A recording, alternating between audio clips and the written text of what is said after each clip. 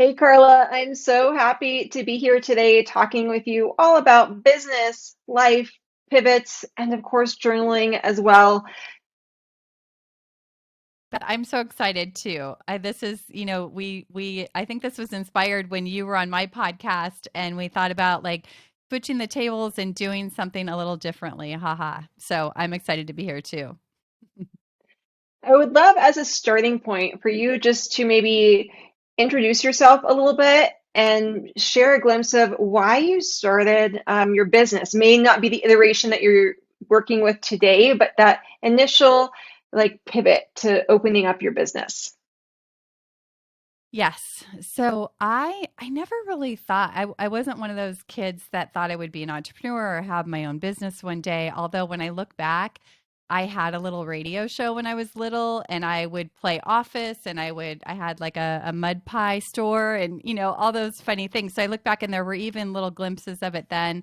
My dad was a big time entrepreneur his whole life. So I grew up around entrepreneurship, but it just wasn't in my brain. Um, it was about, I always say, like, I lived half my life living sort of at the mercy of my circumstances and feeling like if things were going well in my life and I was checking those boxes that I thought were right and people around me were reflecting, good things to me, then life felt pretty good. But the moment any of that went away or went awry, I would sort of scramble to do better, work harder, be more, get better, all those things. And I was probably 28 and my life sort of fell apart. I had been married for 5 years. I was now divorced in a place where I never, ever imagined my life would be. And just one of those pivot points of like, okay, I thought I knew what I was doing. I clearly don't. And at that point in my life, I was really open to just figuring out something new, a different I knew in my heart that there had to be a different way of doing life. I just didn't know what that was. And I started seeking at that point and really was a turning point of okay, I've been so focused on the external looking out here and trying to make everything look good, but I'd never had anybody really point me to the inside, like who am I and what are my values and what am I here to do in this lifetime? And I think that was the first time in my life I started going inside. And as I did that, I started noticing all the chaos and the noise that was inside and cleaning that up. And as I did that, things started to look different on the outside. So that's one pivot point. And it was really this discovery of, oh my gosh, I have some creative agency over my life. I don't just have to blow with the wind here and feel powerless. And really, it was the first time that I took responsibility for what was happening in my life and took the reins of what I could control to shift that. So that was one major, major pivot point. So I started practicing all of that in my life, and then met my husband now, and had my our first child. I had been in corporate world, left to become a mom, didn't know if I would go back. And after having my son, I knew like if there was any way I didn't have to go back to work, I wanted to be home. I mean, that was just a dream come true being a mom. And but at about 8 months old, I started feeling like I was losing my sanity. And I looked around and I saw a lot of other mothers losing their sanity. And that would ripple to the way that they parented and the way their marriage was and the way just they did everyday life. And I knew I didn't want that, but I didn't really know how to create something different. At the same time, I felt this incredible calling to start writing. And as a new young mom, any moment I could, I would just sit down and start. I listen. Have you ever read The Artist's Way? I don't think I have. It's a book that kind of introduces you to the idea of journaling and emptying your mind. And I picked that up and I started just emptying my mind on a piece of paper when I could. And my mission was to figure out how to be a happy mom because I felt like if I could do that for my children, I felt like that was one of the greatest gifts I could give them and model for them in their life. And it was like I don't even know how, it was 3 or 5 or 6 months later into that process of writing. I was sitting on my bed, flipping through the pages of that journal, and I was just floored at what had happened on those pages. Like, not only had I figured out to take better care of myself, to feel happier in my everyday, but I tapped into my creativity and my spirituality, and I'd like peeled all these layers of just not liking myself and just layers of stuff that just bubbled up and kind of dissipated as I went through that writing process. And in that moment, I knew I'm here to teach people how to use writing as a tool to navigate their everyday life. So that was the first launch of my first business, Mm, I called love Sanity that. Journals, by the way. I love that. And I wanted to go back to where you began because that's another link that between us that we just uncovered. My dad was also an entrepreneur. And it's very interesting that I myself like didn't ever envision myself being an entrepreneur. And I can't help but think if we are kind of the same age span as when we were growing up, it was mainly men who were entrepreneurs. And my mom is amazing and still is amazing.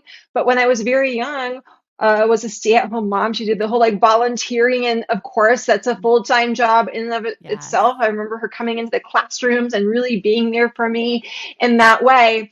But I never had a woman really in that entrepreneurship role that I can turn Mm, to and look to. And I can't help but think if that's why for both of us, and maybe for many women, why we don't automatically think like entrepreneurship right off the bat, because it's just not demonstrated as clearly as it has traditionally been for men.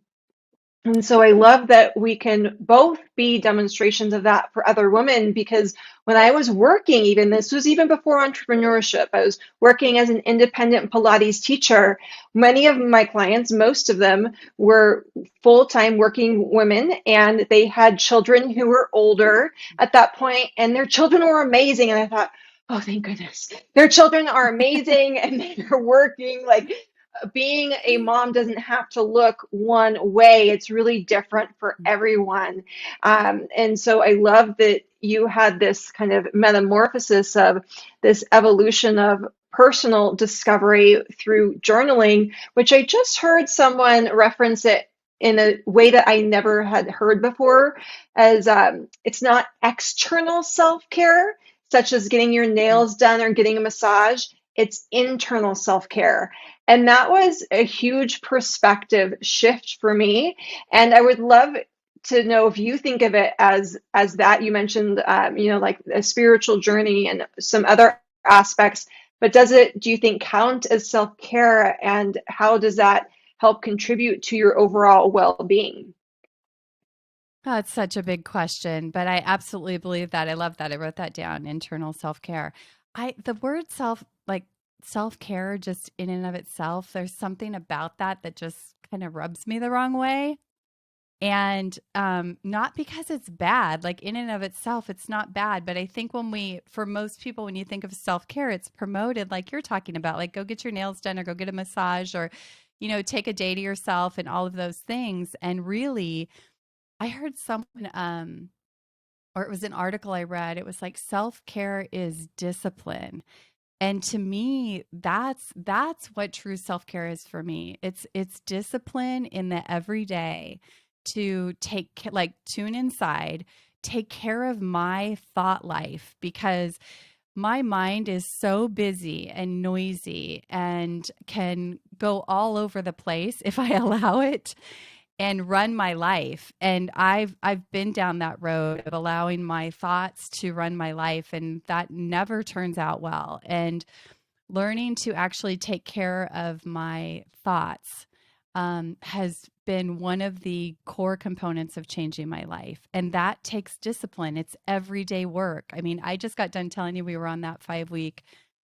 road trip across the country. And I was really just aware of like wherever you go, there you are. Like vacation is great and trips are great and seeing different places. It all sounds so fun and amazing and all of that. But wherever you go, there you are. And it re energized my passion for teaching people this daily self care, because if you're not taking care of those things, that they follow you wherever you go. And if you're not feeling good inside, regardless of where you are and what you're doing and what amazing vacation you're on, there you are. So it's so vital. I would love to know your distinction because between the thinking and then the action of actually journaling. Because I think a lot of us, just think and think, oh, thinking about it. So is there something specific really with journaling that shifts it then into an action, even if it's not like you're doing a workout or traveling to a new place? Yeah. So for me, like managing my thinking, the writing is so sort of tightly integrated because one, just getting this out of your head is so incredibly helpful. If that's all, I told you about my journey when I started, it was really just emptying my thoughts every day. Just that practice alone frees up some space in your mind to have fresh thought, have new thought. And because those thoughts, whether you realize it or not, they're sort of guiding or dictating your feelings, your emotions, your actions, and your results. And so, a lot of times when people don't like the results they're getting in life, they go back and change their actions, but they haven't addressed what I believe is the foundation, which is their thinking. And once you start to address the thinking, you can create really true, lasting change in your life. So, that practice of just emptying your thought is the first step. But then you start emptying it and you start noticing like the landscape of your mind. Like if you do that over, a number of days, you start to see this landscape of your mind that you're living in. And that's where you have power to start to go, wow, like is that lifting me up or dragging me down? And is it even true? That was one of the greatest gifts I ever got was don't believe everything you think. Um, and then you start to think about what is it you really want and how can you align or challenge some of your thinking or like remove some of that outdated thinking to create new experiences and realities in your life. I really appreciate that because I'm going to put this in the movement perspective for a lot of people who move with me, either on YouTube or within the membership and app. One of the things they tell me is there's been a shift in how they think and then therefore how they move with not only Mm. Pilates, but workouts, because we have been for a very long time told workouts always need to be really challenging and hard or long in length or in a specific setting. There's a lot of myths and misnomers with it. And as they come to realize that short can be an amazing full length, long workout, but so much more beyond that, they feel empowered to take action in a different way. And for a lot of people, they actually like writing about their experience afterwards Mm. and they'll reflect back on that later on, maybe coming back to that same workout and noticing how moving with even the same exact workout is a different experience on a different day. So you mentioned this earlier when you were first getting into journaling, you like reflected and then looked back at what you had written over that course of time. Do you have a recommendation when people are journaling, how often they go back and look through their journals? Yeah, it's such a great question because I think one, there's a couple things. One is sometimes people are afraid to journal because they're afraid someone's going to find their journal. And I used to do journaling retreats, and that would come up a lot. And so, one, don't let that be a stop to writing, because even if you write and you just discard it every day, I think that's a really powerful process. I don't think you have to go back. However, if you're trying to create some sort of change or transition in your life, just writing for a period of 5 or 7 days, like in my program, the first exercise people go through is to just empty their thinking for like 5 days in a row. And that together, we come together to look at that writing to understand like what's the story or the narrative, the lens that they're looking through in their life. And that writing just lays it all out for us. And so if you're doing that for yourself, just writing for a week and just emptying what's in there, is going to give you so much clarity about kind of where you are, where you're focused. A lot of times we just get so focused on everything that's wrong or not working in our life. Stepping back and seeing that can give you a lot of clarity for what you actually want in your life. Um, so there's so many gems in your writing that give you information about kind of where you are, what's important to you, what's rubbing up against you, what's not working.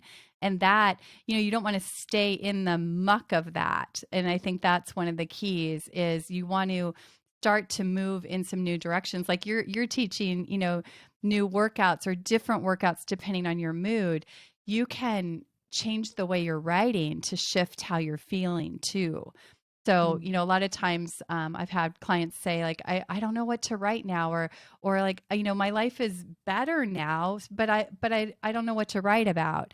And so your writing can be, it can be a source for gratitude, a source for creativity, like brainstorming what you do want in your life.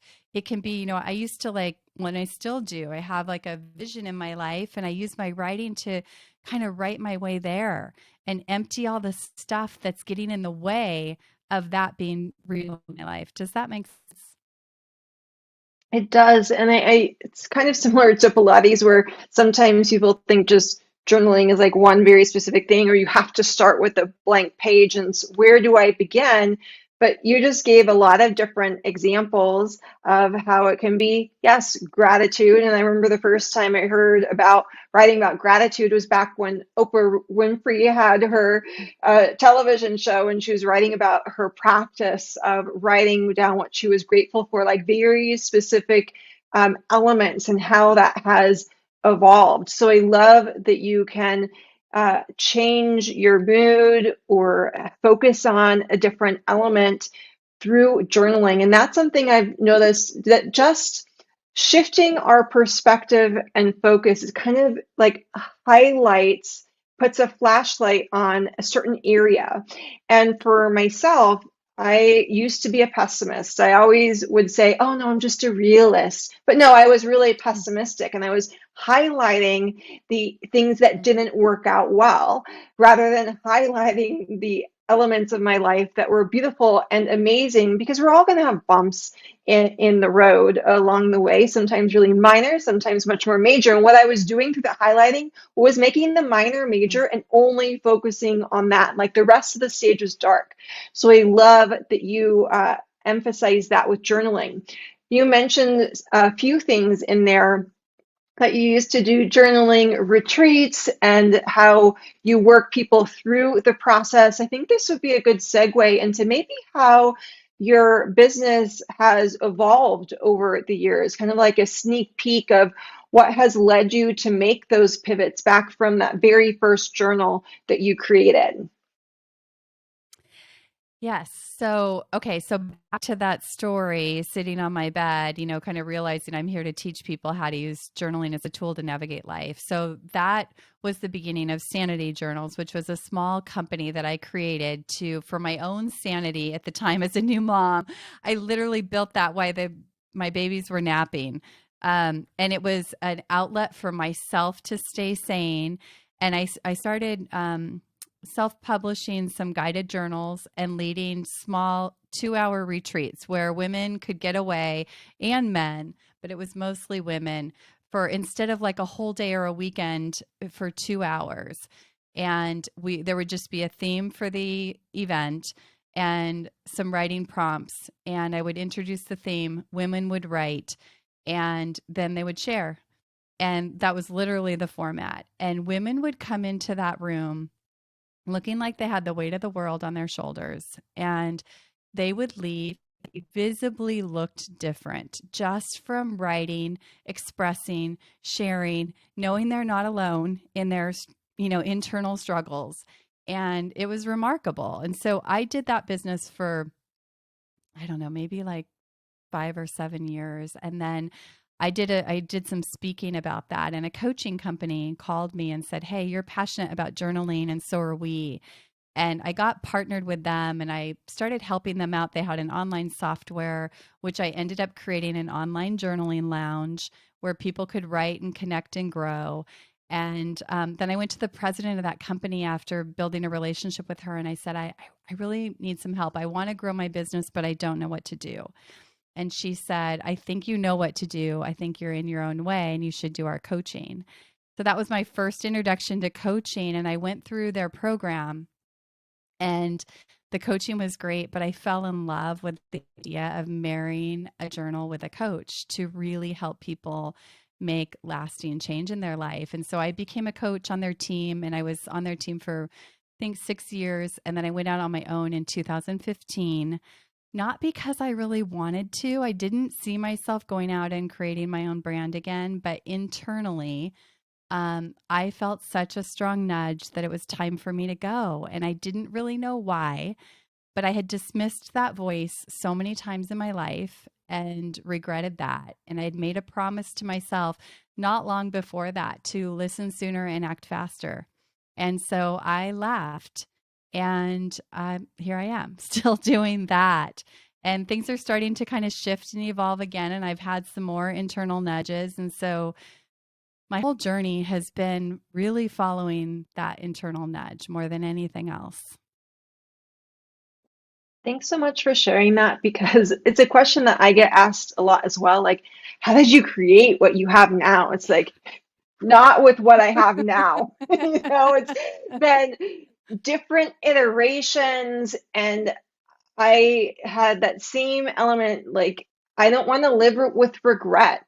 And there's a lot of people I know who's like, well, should I pivot or should I not? And for me, when I was working full time and should I pivot into like doing the business of Trifecta Pilates? Should I not? It was, if I didn't at least try in like 20 years' time, when I'm older or even longer, would I think, oh, I really should have at least given it a go.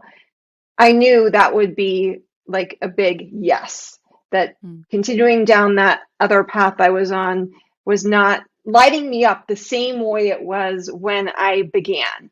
And I also had my young children who were, watching what I was doing, working full time at the time, and I wanted them to know that they can make pivots when they're older. It's so different than when we were growing up. A lot of people stuck with their same path of employment, with their same company for like 30 years, and big retirement party from that same company. And now it's a lot more, well, let's see what other avenue to explore. And it sounds like you're on the brink of working through some new or evolving elements, and I am as well. And that's a process that I think sometimes people rush, like, where are you going next? It's like, I'm okay being right where I am and not 100% sure if this is like exactly what I'm doing, or the pivots that are being made. So can you maybe share how you have learned to trust in that process? Hmm. Yes. It's not a once and done. It's a process and a practice for sure. But like I said, I think the biggest teacher has been that not listening, not listening for so long and seeing that every time it was right. That compass inside was right. And so that was one of my biggest teachers. Um, and now it's an everyday practice. One of the greatest challenges in entrepreneurship for me has been confidence. And I've struggled with a lack of confidence since I was a little girl. Like, it was literally marked on my report card. I don't know if it was once or three times, like, she lacks confidence. And it is a practice every day to kind of slay the mental dragons and just choose to show up because I have something in my heart that is big that I know I'm here to share. And it's just taking little steps in trusting that and following and listening. And I think it's important to start small, and just so you can build some evidence that says, you know what, I can trust this. And because now I've been doing it so long, I'm not going to say that I'm good at it, because I feel like right now, talking about pivots, I feel like this vision that's on my heart now is bigger than I ever wanted or dreamed. And it feels terrifying every day. And, but I'm so committed inside to just keep showing up and taking the next step. And I think that's been the message the last sort of 8 months is like, don't get too far ahead. Just show up every day and spend like 15 minutes on this vision and let the next step be revealed. And every time I do that, it is. And then I use the writing practice to keep my head clear and keep my eyes focused on where I'm going. And I just show up every day. But it's not because I feel confident always. That's for sure. Thanks for sharing that. And I can't help but think as well that sometimes our business pivots because where we are in our personal life is so unique and different and continues to evolve. When you were talking about when you began the journaling retreats, at first I was like, oh, yeah, that's like, weekend retreat experience. But then you defined it as 2 hours, and it really made sense for me because I remember being a young mom and thinking like, how are people going on these like retreat getaways? Like that is just not practical for my life right now at the time, both from a financial perspective and just from a time perspective. So I love it was like 2 hours because that's for a lot of people what can be done. And how that then evolved and shifted. And I love the element of journaling and coaching because that's something I feel like that's pretty unique about what you do. Can you explain that or maybe detail it a little bit more? Yes. So the journaling is really the centerpiece to what we do inside of coaching. And I like to tell people because not everybody's a journaler, not everybody wants to journal. Some people are like, that's not for me. And what I like to say is that journaling is it's just a vehicle. It's a vehicle that I use to get from where I am to where I want to go. And so that's what it is for my clients. They're not avid journalers. Some of them are, but they're somebody who wants to create some sort of change or they're moving through a transition they want to do differently. They have that inner angst and they're willing to show up and do the writing. The writing's the vehicle, the focus is on you.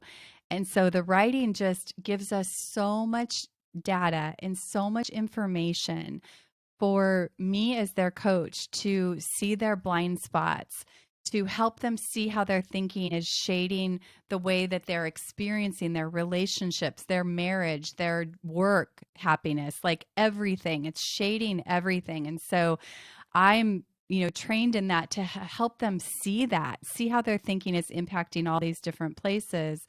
It's also a place where they get to just be seen, heard, and understood. A lot of times, especially for busy leaders and they're leading, so they don't have a place that they can just, or they're even just as when you're a mom, you often don't have a place where you can just lay out what's happening for you because you're so busy taking care of everybody else. So it's a place where they can just kind of lay it all out there and, be witnessed. And a lot of my job is reflecting back to you, listen to this, like look at what you just wrote, like this is you, this is your truth, this is what's important to you. Or I can like you were talking about highlighting, that's a lot of my role in the journal. So we have an online tool where they write and then I can comment back. And so a lot of times I'll cut and paste something they said and highlight it to say, hey, look at this, or say more about this, or how is this thought impacting your ability to move forward in this area? So it's an incredibly intimate, really powerful back and forth exchange that happens over a number of weeks. And so they're not only sort of building this habit of writing with somebody, with their journal talking back to them, but there's an incredible like rigor and reflection that's happening. It's pretty powerful. So you've said a few words. Well, rigor and reflection I wanted to highlight, but also discipline from earlier on. And that's something maybe I want to go a little bit deeper with because sometimes I feel like we don't want to think about discipline when it comes to different areas of our life or we shy away from it because there's a negative connotation with that. How do you really define those terms and kind of stick with it when maybe we don't want to do that anymore? Mm. That's such a good question. Um, One thought that came to my mind as you said that is I believe the word discipline comes from disciple, which is believing in something. And so for me, it's not that I don't necessarily want to do the discipline, but there's something I want that's bigger than that. And that's what I always keep my eye on. That's something bigger, whether it's having a really great marriage or being the mom I want to be or building a business. It's that something bigger in my life that has me show up and do the hard things. So, like for our marriage, this is something we've been working on really since we met because I was divorced when we met and I was so afraid of failing, what I called failing again. And so we really did things differently and what it's daily work. It's really daily work in our marriage of clearing away all the little stuff that festers and builds up, and we call it sweeping, but we do the sweeping work in our life every day in our marriage to sort of keep that foundation clean so that we could have a great marriage and so we could go on a 5-week adventure in a car together and actually have fun. We had a really great time, but it's because we've done so much daily work and discipline in our marriage. But the reason I do it and how I do it is because of that something bigger. I love that perspective shift from just something we have to do to really how it can benefit us. Can you explain maybe sweeping a little bit more for people who may be new to that terminology? And is that something unique to you or a general term? Because you're the first person who I actually heard that Mhm. from. Yeah, it kind of ties back to a story when I met my husband. And, I told you I was fearful and afraid that I wouldn't be able to have a successful marriage. And we at the time we were engaged and everywhere we went people would be they would say, oh, look how cute they are, they're engaged, like, and then they would say, oh, just wait till you've been married a number of years and that'll go away. And literally that happened so many times, and I remember laying in bed one night and I was so fearful. I remember thinking to myself, like, are they right? Will I ever be able to have a lasting marriage? And all these negative thoughts were spiraling. And then all of a sudden there was like an interruption in my thought pattern of like, what if, I started to feel like there was this imaginary monster that was going to come in at some future date and just rip the bliss out of our relationship. And I thought, what if that's not true? What if there's not an imaginary monster? What if it's up to us? What if it's up to us to keep the love and attraction and friendship and all those things alive in our marriage? And that thought, like that change of thought, all of a sudden just like lit a fire in me. Like, oh my gosh, like we have some control here. We're not powerless to this. And what could that look like? And so we had been through some training, just like kind of leading your life training. And we just started doing that. We started practicing sort of sweeping, clearing, communicating a lot about what was happening and what wasn't working so that we could get back to what is working. And over the time of our marriage, we just, we created that term. I call it the art of sweeping. But it really is cleaning up. It can happen in any relationships, kind of having a commitment to sweeping the dust so that it doesn't pile up to the point where you're like, I don't even know who you are. I don't love you anymore. And I think this is over.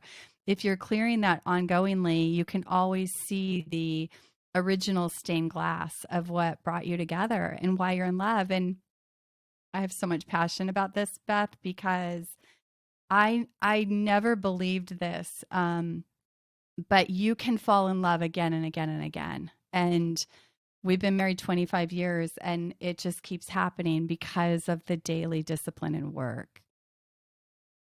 I love that. And as you were explaining sweeping, I was envisioning like sometimes I don't need to sweep that much, like in my actual kitchen, right? But we just Yes. went to Alaska for 2 weeks. We were all in a motorhome together, my family, and I needed to sweep every single day because we were bringing a lot in. And I think that's what relationships are as well. As sometimes it's like you just need a little touch up, and other times it's a little bit more intensive, and we really need to get in there more consistently. And thinking like, oh, I'm just going to sweep one time and be done for the rest of my life. I live in this house from a motorhome is really impractical, but no one ever, or not many people, give us the tools for that when it comes to relationships. And for me, it sounds like not only the sweeping technique, but journaling is vitally important to understand this, because I feel like sometimes when we're in a relationship with others, it's really easy to lose that connection with ourselves. And I found for me, I remember a distinct hairbrush moment, I'll call it, when I had not been coming consistently to the Pilates mat. I was on this like hamster wheel of life. And I think I wanted to like brush the hair of my children, and they were children, of course, and so something was going on. And my husband comes in and says, I think you just need to step away, Beth. Why don't you let me help them? And I could have responded one of two ways. Just leave me alone. I have it. But actually, it was one of the most kind moments that I remember in our relationship. And as I walked out of that bathroom, it was like, I have not been doing Pilates consistently. Wow. And as much as I got into it for a good workout and I wanted, vitality and always feel strong, I realized over the years that it's been a lot for emotional regulation. It helps me reduce stress. I know a lot of people have told me that as well. So I would love to know, I just shared a little bit, maybe a hidden benefits of Pilates. What do you feel are maybe something we haven't covered yet? If there is anything, hidden benefits of journaling. Yes, I love that. And I think that what you're talking about is so easy to get away from your healthy habits when life is happening. And I always tell my clients that's the time that you actually want to increase the importance of your habits, whether it's Pilates or writing or whatever it is. Even if it's ever so slightly, and you have to get super creative to fit it in because it's more important during those times. And once you start doing them, you feel the difference in like you did, and you can know like, oh, no wonder I feel so scattered and overwhelmed because I've let this slip away. And the most important part is just picking it back up. So hidden benefits of journaling. Yeah, I mean, that like probably like movement, there are so many. But I think the things that I hear and I experience ongoingly is just a clearer mind, a calmer mind, the ability to be more present because you're not lost up here. Um, I've had clients say that they are able to communicate better, more clearly, because they're sort of, I guess, having that internal communication with themselves, and they're more clear about their, where they stand or their ideas or their position on something. I always tell people like just spending 5 minutes in writing before you have a conversation or go into a meeting can be so clarifying and allow you to communicate better. But I think it impacts stress. I think it can impact sleep. I think it elevates creativity. And I mean, I could go on and on, but I think those are some of the benefits. And I think just like Pilates and other elements of life as well, that sometimes they're unique to what we need at that time. And the longer that we stay with it, movement with Pilates, action with journaling, or other elements, that it helps us tune in to that wisdom that you talked about at the very beginning. Rather than ignoring that, how can we actually turn that up and amplify it a little bit more? And so I'd love to know, before we head off today, if there's anything else that you'd like to share that we haven't touched upon. Mm. Maybe just, I was actually writing before we talked. I'm thinking about, some of the most common things that show up for people in getting unstuck or moving through something that is uncomfortable in your life. And the most common things that I see show up are one, an outdated way of thinking. And so a lot of times, we just believe and take it as truth what's happening in our mind, right? And a lot of times when I'm working with clients, most often they have an outdated way of thinking about themselves, about what they're capable of, about what's possible for their life. And really just giving yourself the gift of examining what is happening up there, what's stirring up there on a regular basis to see if there's some outdated stuff. Because so often our past is shaping the way that we see and operate now to create our future. And the way that you change your results here and now and going forward is to change some of that thinking. And I would bet that there's some outdated thinking stirring around in there. And if you get it out and you don't know what to do with it, like reach out and get some support around going through that with somebody, because it will liberate you. And that's, my mission is to help people break old patterns so they can write new stories, like literally write new stories and legacy in your life. And when we as individuals change some of those patterns in our own life that are from our past or from our upbringing or from our whatever it is, wherever we adopted those things from, we then change it for our life. But as our boys are adults now, we're starting to see that the things that we took the reins on to change those negative patterns or whatever in our life, that's now has impacted our boys, and they're making new ripples in the world and creating a new legacy. And that's, I think, the power we have as an individual is like to do the work here so that we can ripple new things out everywhere else.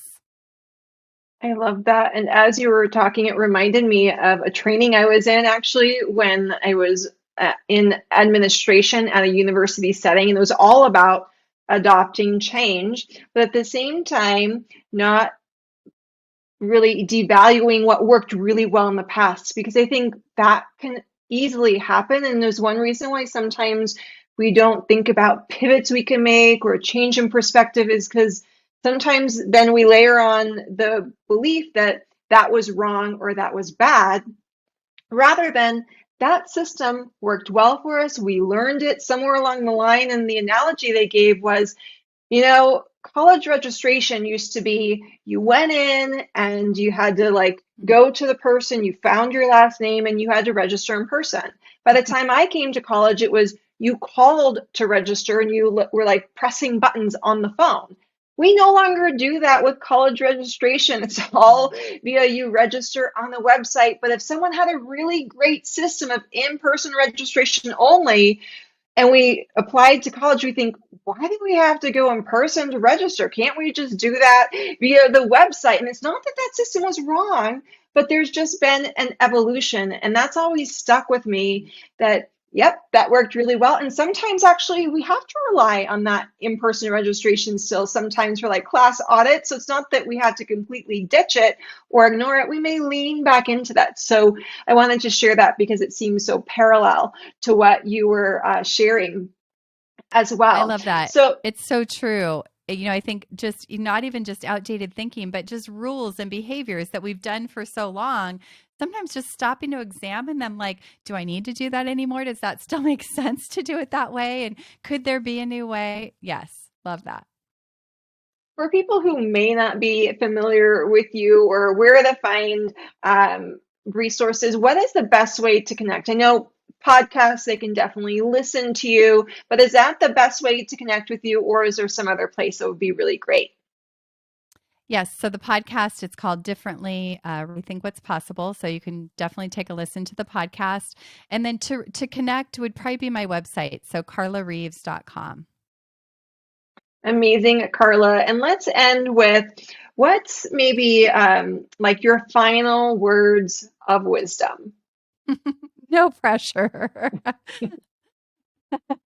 um, I, I guess what I would want to leave you with is just in this noisy world that we live in. I think there's not a more important time to take some time to get quiet. whether it's on your mat doing Pilates or just getting outside or pulling out a notebook and getting quiet. Because I so often we think we need to look over here to find all the answers, and I just see it over and over and over again with my clients and with myself that there's so much wisdom inside to guide your life. And nobody else in your life can see that compass. And so the more you start paying attention to it, the more it can guide your life. Oh, I love that. Thank you so much for sharing, Carla. Listening to that inner wisdom as the final thoughts, just so amazing to end with. Thanks so much for your time today. So great to hang out with you. Thank you.